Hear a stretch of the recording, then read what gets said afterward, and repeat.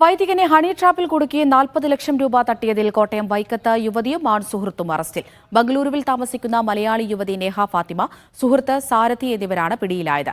നഗ്നചിത്രങ്ങൾ പുറത്തുവിടുമെന്ന് ഭീഷണിപ്പെടുത്തിയാണ് പണം തട്ടിയത്. പ്രതികളെ കോടതിയിൽ ഹാജരാക്കി റിമാൻഡ് ചെയ്തു.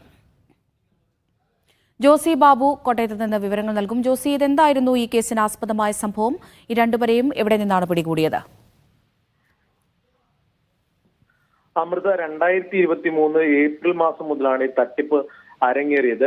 വൈക്കത്ത് സ്വകാര്യ സ്ഥാപനത്തിലെ പ്രധാന അധ്യാപകനായ വൈദികനെയാണ് ഈ പ്രതികൾ തട്ടിപ്പിനിരയാക്കിയത്.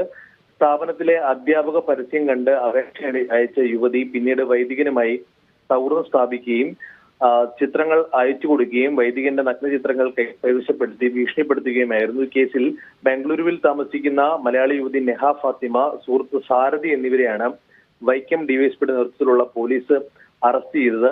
ഇവരെ കോടതിയിൽ ഹാജരാക്കി റിമാൻഡ് ചെയ്തിട്ടുണ്ട്. എന്നാൽ ഇവരുടെ ചിത്രങ്ങളോ മറ്റ് വിശദാംശങ്ങളോ പങ്കുവെക്കുവാൻ പോലീസ് തയ്യാറായിട്ടില്ല എന്നതാണ് ഏറ്റവും ശ്രദ്ധേയമായ കാര്യം. എന്തായാലും ഈ കേസ് വളരെ ഗൗരവപ്പെട്ട കേസാണ്. 30 ലക്ഷം പലതവണയായി ഈ അധ്യാപകന് വൈദികനിൽ നിന്ന് തട്ടിയെടുത്തു. പിന്നീട് 10 ലക്ഷം രൂപ കൂടി തട്ടിയെടുക്കാൻ ശ്രമിക്കുന്നതിന്റെ ഒടുവിൽ വൈദികൻ പോലീസിൽ പരാതി നൽകുകയും കൈയോടെ ഇവരെ പിടികൂടുകയുമായിരുന്നു. അമൃത. ജോസി ബാബുവാണ് വിവരങ്ങൾ നൽകിയത്.